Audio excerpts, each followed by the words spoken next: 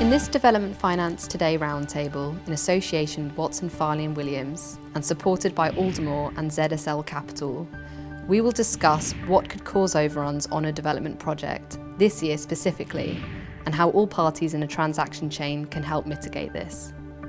John Carter, Commercial Director of Commercial Real Estate at Aldermore, and Daryl Thorpe, co-founder and principal at ZSL Capital, will be joined by Ranjiv Kumar, partner at Watson Farley and Williams.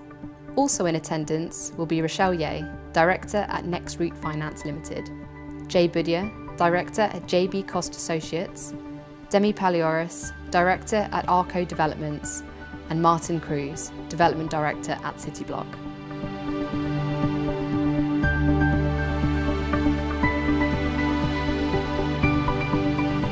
Overruns have always been there, always have been and always will be. I think a lot of the requirements are that the people developing have felt that values that they want to achieve are not there just now, but will be in time. So I think that's probably driven a lot more of the demand and maybe the supply as well to kind of back that up. Rochelle, have you seen it from a broker's perspective, more demand for that type of product? Yeah, I think as you said, we've had quite a slow market. So where you had a term, say 18-month term, it has naturally extended for whatever reason, the majority of the time because of the sales haven't been happening, which is kind of by default you had to almost refinance and look at these products. But in a way, it kind of works quite well because you've got other aspects that you are considering. So the developers generally will have another deal in the pipeline. So you're almost able to be more like a strategic partner for them to say, okay, this is what you've got currently happening, this is where you're looking at going, and also restructuring in a way using those products. So it actually works really well for us. Perfect. And Demi, have you used this type of product before? If one of your schemes has overrun? We did. We used a development exit product on a block of flats that we built in Hertfordshire. Okay. And it was purely because the market softened, and then we just thought we need to buy a bit more time. Yeah. And it helped out in the end. It helped out in the end because we achieved the GDV that we were hoping to achieve. Perfect. And Martin, what's your thoughts on these products? Have you used one of them before? We haven't. We tend to go for more traditional funding where we have an investment loan tied into the development loan. And obviously where we're now moving more into residential, we're actually looking at a 6-month lag post-completion to actually allow us to sell assets. Okay. And I suppose... so is that built in at the front end then? Yeah, to mitigate the risk on that. We probably wouldn't stretch ourselves for that very reason. Jay, as a QS, do you, how often do you see business plans going to plan and developers actually hitting their deadlines? I think it's quite rare to see it actually always on time, being delivered on time, especially construction sites. It's an unforeseen, you've never built this physical product ever before until it's actually done and delivered on site.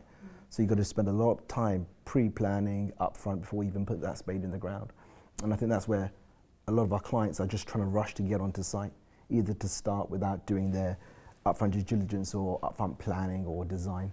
And that's, I think, is one of our biggest bugbears. In terms of the key issue in relation to delays, I think it's all linked to the skills shortage that we've got in the UK at the moment across the construction sector, linked to probably a boom in the last 2 or 3 years in development outside of London particularly. Right. And I think certainly in the cities, things like the PRS coming through, quite a big Manchester, Leeds, Birmingham, all these cities, it's pulling labour into the cities and provincial cities, particularly in student accommodation. If you look at all the ones that have failed this year, they can't get the labour there because everyone's that used to pull labour from the main cities to come and do those projects back when the economy wasn't so strong. Right. Now I think we're finding that there is no labour.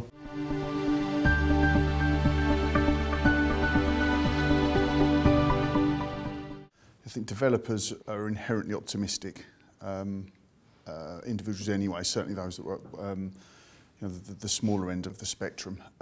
So applying an element of realism across that and having the right contingency, not in cost. And a lot of people spend a lot of time on cost contingency, but time contingency is as important because obviously it has a cost associated to it, and trying to factor that into to help. What the guys have just been saying now is just making sure you've got proper planning. The more you can pre-plan up front, and understand you're talking about contractors there, but I think it's all your counterparties. There's so many counterparties in a project, from your lawyers to your contractors to your lenders and to because the whole thing. Understanding and doing your due diligence, I guess, on each of those counterparties to try and minimise and mitigate the risks of something happening with them. With contractor going pop, as Martin's had. But we've seen examples over the last couple of years, and I'm sure a lot of us here have worked with developers who had a lender go pop on them, because there was a couple of big names over the last couple of years. You know, who would have thought that a few years ago? Yeah, that your lender could go pop, and the impact that that's going to have. So there's all of that to consider. Would you use someone who's brand new? We would, but I think there's certainly an element of loyalty. I suppose we're not that focused on price point. It's certainly about relationships. And I go back to the situation where we had a contractor go bust on us 8 weeks before we were due to hand over the students coming, and they were sort of 15 weeks behind. So we had a lot of work to do. Now our lender was very supportive, and without them we wouldn't have got there. Yeah. And I think certainly there were other lenders who might not have known us that well, who would have just stepped in and said, no, you need to park this now for a year, and would have lost a lot of money. Yeah. Whereas actually having the support of a lender who we've worked with for 10, 15 years was really beneficial. We put a lot of trust in our broker as well. Yep. So we tend to kind of accept, if they're taking us to a new lender, for instance, accept that they've done their due diligence, they've built relationships. Relationships are very important. But if we were to use someone new, it's not. We definitely wouldn't say no, and kind of rely on our broker. Trust your broker's opinion. I think this comes down actually to one of the reasons why there's actually been an increase in the products, because we had a few cases where the client had, say, the 18-month term and needed, because the overruns, needed to extend by a couple of months. But because the lender had I guess their funding line was institutional funds, they had a covenant attached to it. So they literally had to, there was no option for them to extend. Right. So that's quite detrimental. So obviously time was the issue, stress occurs on that the whole scheme of the project in effect could go downhill. So we had to obviously step in. So by doing that due diligence our end, we're able to kind of help out a bit more so. Fundamentally, you never know how long a project's going to take to build until your foundations are in. And that's just a fact. Archaeological remains, there's all sorts of risk when you actually start looking at it. That until the foundations are in, there is a period you can estimate where you think it's going to take to cure those and to get to that point. But you'll never truly know until your foundations are in, and that's when the risk starts diminishing. Which is a good point. And I've seen ones where it was mapped and it was a sale from a big supermarket, and actually exactly where someone's foundation was going to be, there was a pipe there that wasn't meant to be there, it was wrong. So and that's not anybody's fault, it's not the borrower's fault. Yeah. So that's the point about, if you're backing someone, you need to work with them. I think it's about continuously monitoring. There's always going to be early warning signs on sites of when an overrun's going to happen, when a contractor's not performing against his plan. And you just got to be aware of those early warning signs and actually interrogate what's happening at that point. I want to also say, like in 2018, we had 2 contractors go under, and this got me thinking to do more due diligence actually while we're on site. So we started running I know Dun & Bradstreet reports aren't most current, but at least we started to run them halfway through projects just to see what else they've got, where else they're stressed as the contractor. Well, we write into our JCT contract now, we demand to see proof of payment to subcontractors as a standard. And any contractor refuses that, we just don't use them. Do you foresee any other events or anything this year that could potentially halt or stall developments? I mean, I think we've got to talk about coronavirus and potential impact of that. Large number of people turning up in a single area, particularly these big city centre developments. If it does spread here, and get a bit more, that could really delay projects. Didn't even think about that. 6-12 months, wow. In reality. But I also think that confidence coming back, and then the growth of people looking to do developments with a limited workforce, that in itself is a risk, and it's that bit about making sure that your supply chains are secure, and it's this bit about your upfront due diligence about who is it you're using, are we comfortable with that, because I think that rapid growth does create some other risks. Do you think there's always been a construction skills crisis or shortage, or do you think it is just based on the fact that it's a booming industry? I think it has been one for years. I think less and less people going into the sector, I think, can also have obviously relied on foreign trade for the last sort of 10 years to top up. Wages have got high, it makes it more attractive.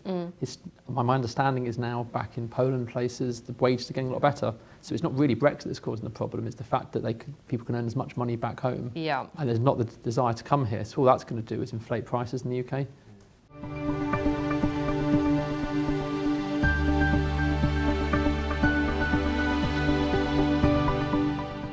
if the costs are going up, it's where does that pass on to, or if it's not passed on, Yeah. it Yeah. will inevitably end up that way. Yeah, most construction disputes happen because there's that ambiguity and uncertainty in the contract. So phrases like, to be determined at a later stage, or in line with the contractor's usual practice, those are best avoided. And so you can have quite a bit of certainty, to your point, in the contract itself. There's obviously the stuff that's around the edges which no one can control, but certainly the documentation should be robust in terms of apportioning risk and liability, and making sure that for every item that's done, somebody is responsible, and that they deliver on time as well. I think the other thing with the process is essentially that the tender processes are that much shorter these days. There's a rush to get documents and everything else out, so perhaps that compromises feasibility studies, and perhaps that also compromises the idea that these things should be very certain before the spade goes in the ground. I think going back to your point with regards to, I think contractors have a responsibility as well to say, look, enough's enough. Yep. We need to sit down and have a discussion. And certainly, if my contractors were saying that to me, I would definitely listen. Yeah. It's not just about build, get it finished, and walk away with no money, because I wouldn't, fundamentally we're all here to earn a living. Exactly, yeah. So we want everyone throughout our whole supply chain to earn. Yep. There's got to be enough on the table for Of course, everyone, and I think that gets back to that really robust feasibility at the start, so that someone's not coming in with ridiculously low costs and ridiculously high-end values that everyone just goes, well, they're not realistic. It's not going to work. And that's to your point, it's not about the cheapest, it's actually about what's realistic. Yeah. And there's some fat built into it for everyone, so you can actually manage the fact that we come back to there will always be cost overruns. There always has been. So you just accept, if you're experienced in doing this, you know that. That's going to happen. And it's building enough fat in to cover those unforeseeables. I think you've got to quantify that unforeseen and that those unpredictables in a contingency pot, and that fact is very key. I never push a contractor to deliver always hard on their price. If I know they can't perform, if I know they've got stresses on delivering on that job, I just want to have an open book conversation. Are they going to meet the deadline? Are they going to do it within the budget? If they can't, we have to sit down with their client. He's got a contingency, and just look for other options. We've talked a lot about that kind of pre-planning before you go into a project, but that needs to continue throughout the project.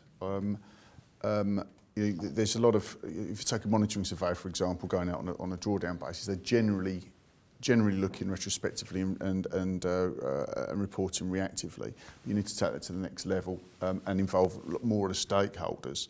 Some do a much better job than others, but ensure all the stakeholders are aware of where we're at, but what is upcoming over the next 1, 2, 3 months. And cost to complete and all that look forward. And make sure all the stakeholders are involved in that, because then it can be addressed quicker rather than it becomes a surprise to one of the stakeholders down the line. We've seen on a number of occasions relationship managers sending emails to borrowers, developers, and saying, well, actually this is fine and you should carry on. And in the fullness of time, that's come back to sting us a little bit. So there needs to be sort of rigorous process and some protocol after the cost overrun has been identified, so that parties are generally aware of what their position is. And it's great having an aligned approach, because most people want to come out of this in the same way, a successful exit and so on. Yep.